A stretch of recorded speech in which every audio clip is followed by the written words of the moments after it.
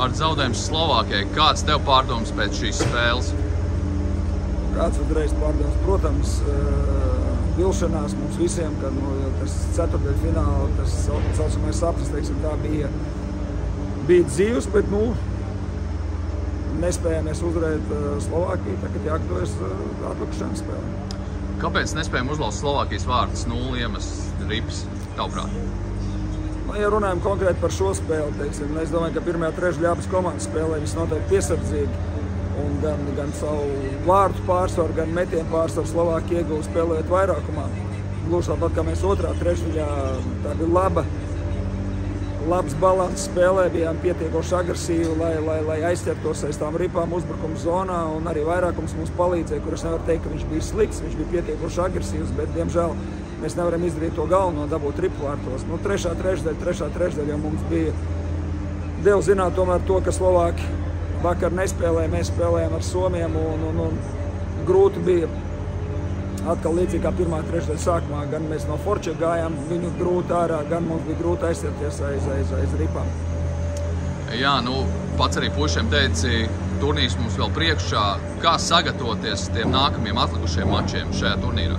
Ja runājam par Slovākiju, tad, es teikšu, šī komanda, ja mēs salīdzinām to komandu, kas bija augstais soli labāk, tad tā bija ļoti solīta komanda. Mēs redzējām ar kādiem meistarīgiem uzbrucējiem un, protams, mēs 2 spēles spēlējām, mēs labi spēlējām šobrīd bez ripas.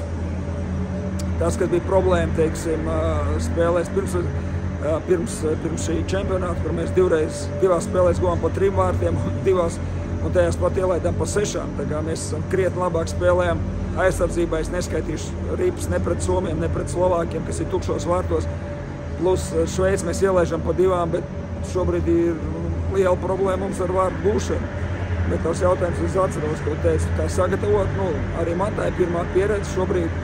Es čaļiem teicu, man viņiem nav ko pārmest.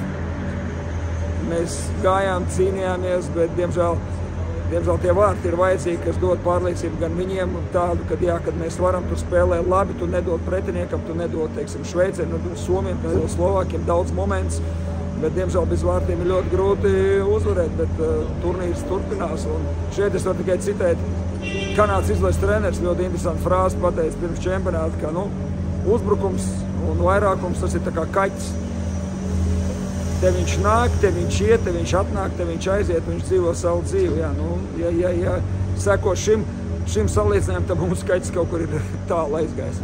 Paldies, un lai izdodas noķert kaķi. Paldies.